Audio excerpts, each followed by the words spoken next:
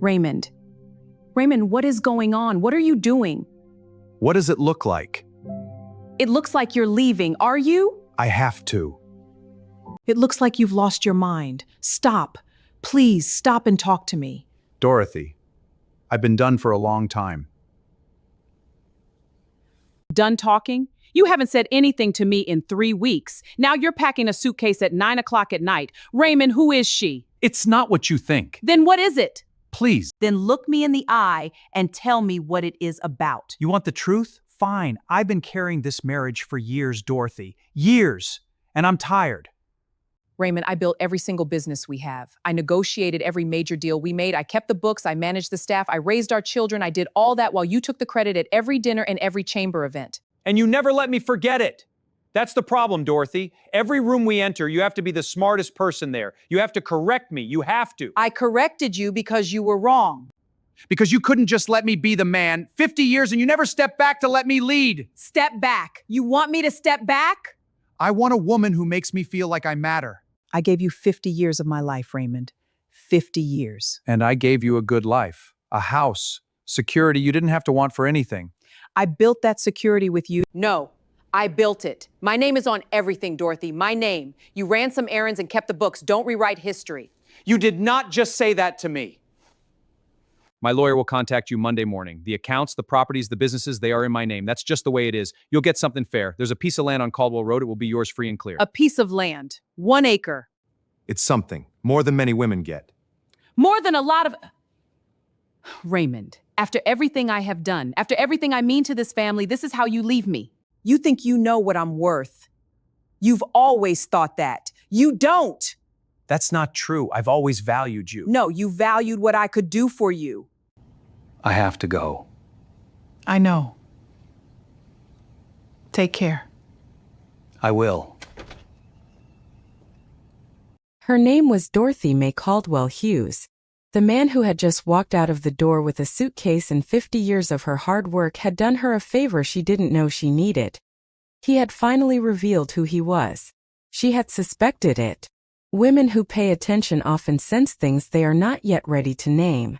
She felt it during the silences at dinner, in the way he stood 2 steps ahead of her at events, and in how he signed documents, gave speeches, and accepted praise for results shaped by her hands. But suspicion is not the same as knowing. Now she knew. Dorothy met Raymond Hughes in 1974 at a church social in Macon, Georgia. He was 26, blonde-haired, and easy-smiling, with the kind of confidence that comes from being raised with the belief that the world was set up for his advantage. She was 24, already running her mother's alterations shop on Forsyth Street. She was the kind of woman who fixed things, clothes, accounts, situations, and people. Raymond looked at her as if she were the most capable woman he had ever known. She took that as admiration.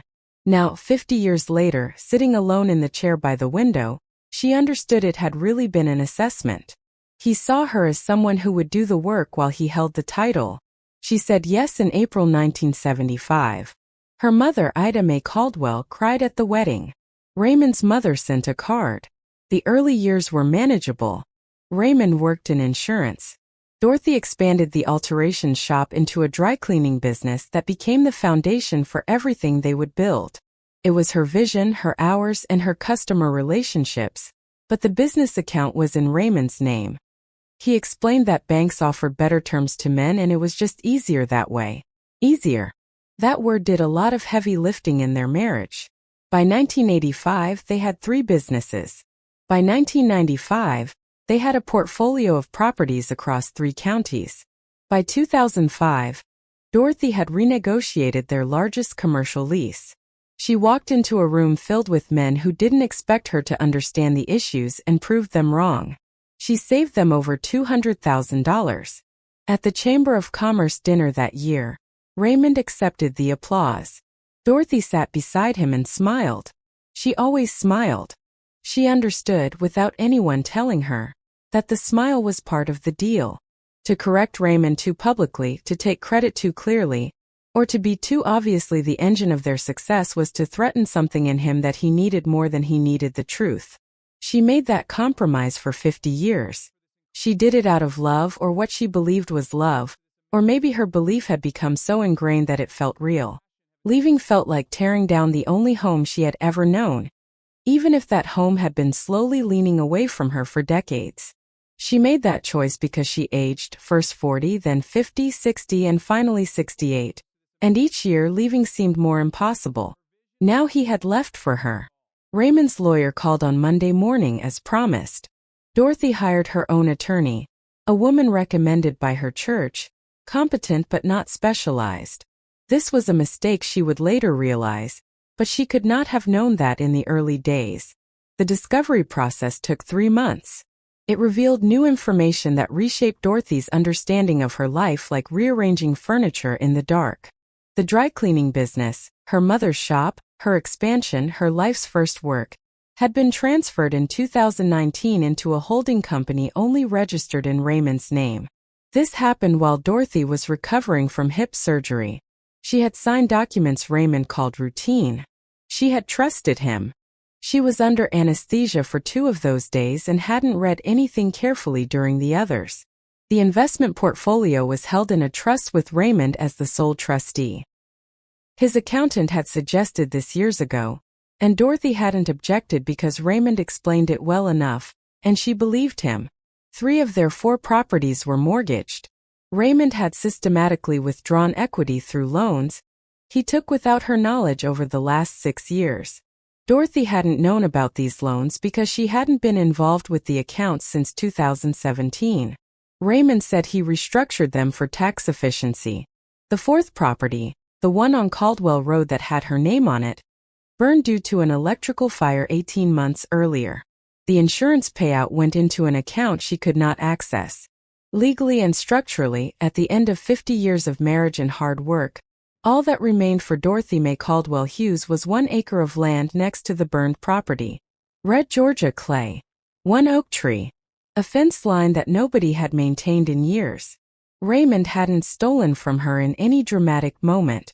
He had simply, over the years through paperwork, trust, and her own compromises, made himself the owner of everything she had built. He left her the acre because he genuinely believed it had no value. If you have ever smiled when you wanted to scream, if you have ever signed something you didn't fully understand, or if you have ever built something only to watch someone else take the credit, subscribe, like, and comment right now. Dorothy's story is just beginning. That acre of dirt is about to change everything.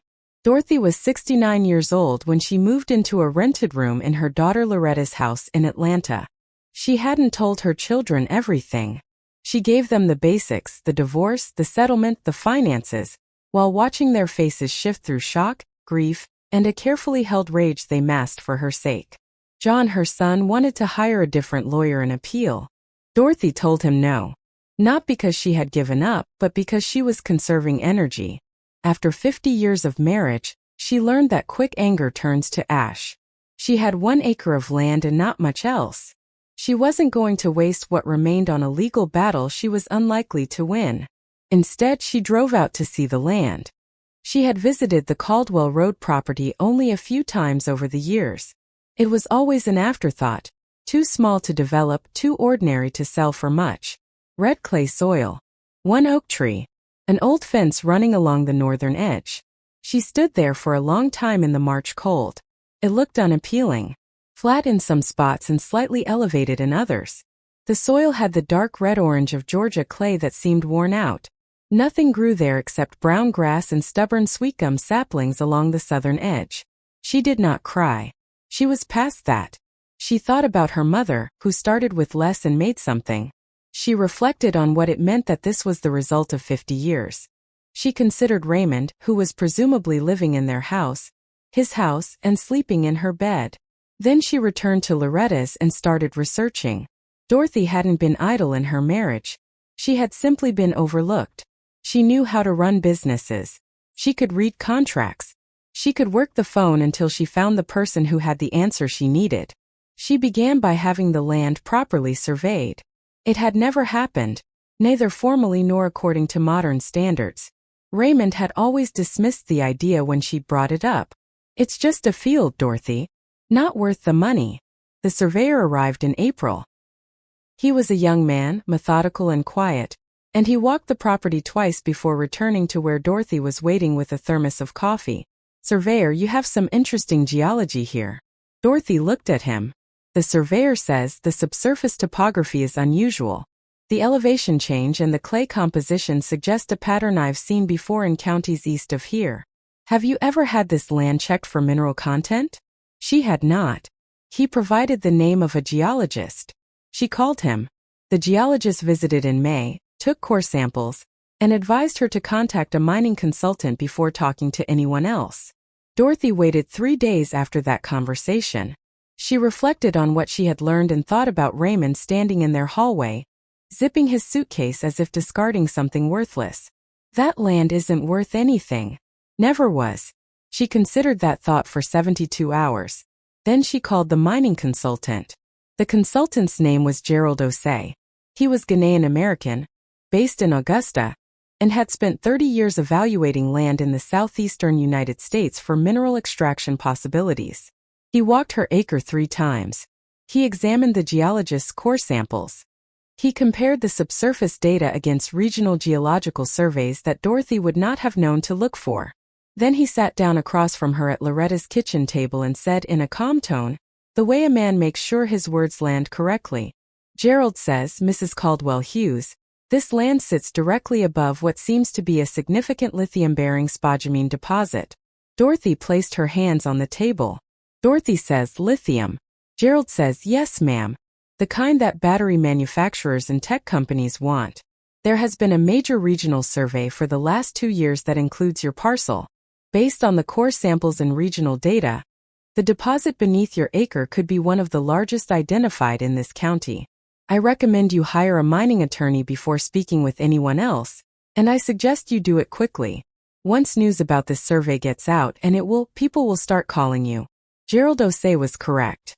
Dorothy hired a mining attorney, a black woman named Adrienne Cross from Atlanta, who had 20 years of experience in resource extraction law and a talent for making corporations feel evaluated. Adrienne confirmed everything Gerald had said and provided insights Dorothy hadn't considered. The lithium deposit beneath Caldwell Road was not just significant. It lay at the edge of a larger formation extending beneath nearby properties. Dorothy's acre was geologically the gateway. This meant Dorothy had leverage that went far beyond the value of her single acre. Adrienne says, 3 companies have been quietly acquiring land in this area. They will want yours. Given its location, they will want it badly. Dorothy says, "How badly?" Adrienne says, "I suggest starting negotiations at $120 million. That's a floor, not a ceiling." Dorothy paused for a moment. Adrienne says, if structured correctly, the full royalty and extraction rights agreement could push the total value well above that initial figure. Dorothy nodded. She asked Adrienne to outline the negotiation process from the start, because she wanted to understand every word of every document she signed going forward. The negotiations lasted 4 months. Dorothy attended every meeting. She reviewed every document before signing. She asked questions that made the corporate lawyers visibly uncomfortable, as they revealed someone who understood exactly what was proposed and wouldn't be controlled. 3 companies submitted bids. Adrienne managed the process with sharp efficiency. Dorothy said little in those rooms, but she observed everything. The companies quickly learned that the quiet woman at the end of the table was the one whose approval truly mattered. In September 2024, Dorothy Mae Caldwell Hughes signed a mineral rights agreement that, including the upfront acquisition payment and structured royalty arrangement, totaled just over $400 million. She was 70 years old. She had come to that table with 1 acre of red Georgia dirt. Subscribe to Gray Hair Stories if you haven't already, because this story isn't over. Raymond is about to learn exactly what he threw away. I want you here for every moment of it. Raymond Hughes discovered the mineral rights deal like most people in their county, through the local paper, which published a headline in October that said, "Macon Area Woman's Land at Center of Major Lithium Deal." The article didn't name her right away, but Raymond recognized the Caldwell Road address. He had signed documents referencing it for decades. He called his lawyer before calling his children. The lawyer told him what he had started to fear. The divorce settlement was final. The land had been legally transferred to Dorothy. There was nothing to contest, no fraud to claim, no way he could secure a share of what that land had become. He had given it to her. He had chosen to give it to her because he thought it was worthless. His lawyer wisely did not say "I told you so," but Raymond heard it anyway.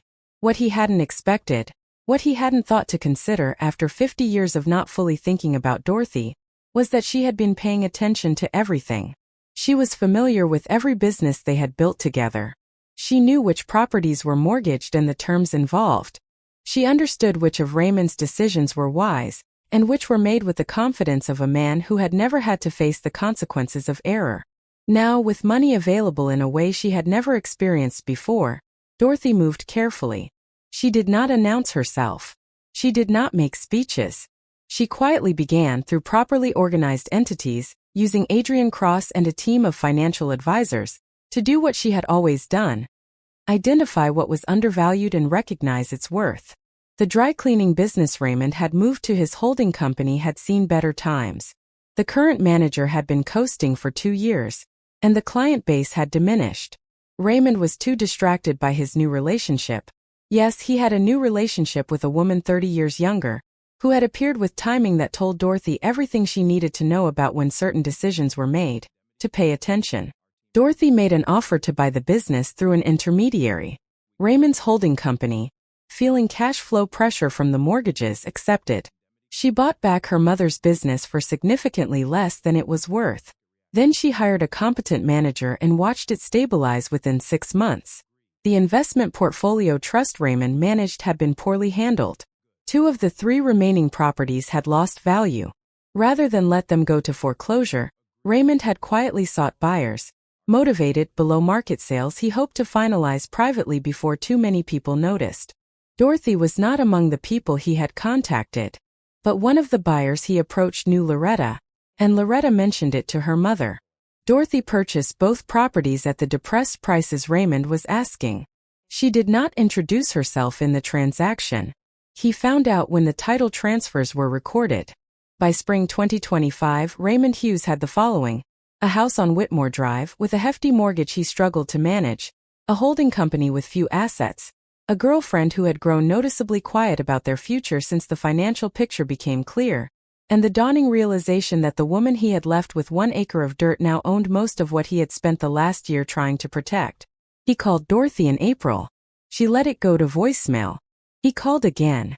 She let it go to voicemail again. On the 3rd call she answered. Raymond says, "Dorothy, I think we should talk." Dorothy says, "I'm listening, Raymond." Raymond says, "I've been thinking about the settlement. I think there may have been I think we left some things unresolved that weren't entirely fair to both parties, and I thought maybe with the way things have." Dorothy says, "Raymond." Raymond says, "I thought maybe we could revisit." Dorothy says, "Raymond." Pause. "I want you to hear me very clearly." Dorothy says, "You gave me that land. Your lawyers prepared the papers. You signed them. You stood in that hallway and told me it wasn't worth anything." Pause. "You were wrong about the land. You were wrong about me. Those are your mistakes to bear, not mine." Arwaman says, "Dorothy, just listen." Vorachai says, "I've listened to you for 50 years. I'm done now. Don't call this number again." She didn't yell. She didn't curse.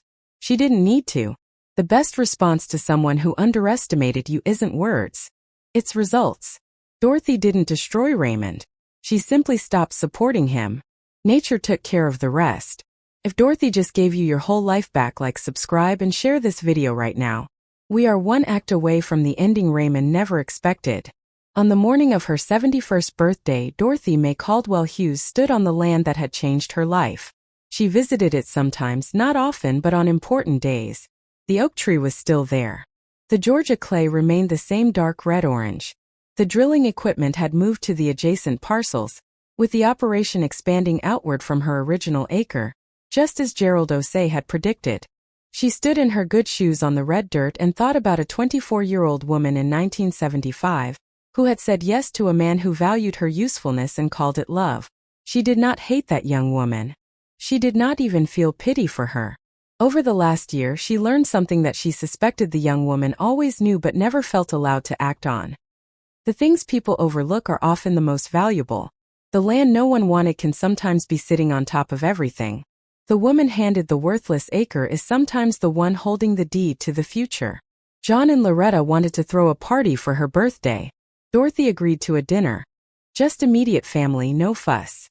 But there was something she had done privately before dinner that she hadn't told her children about.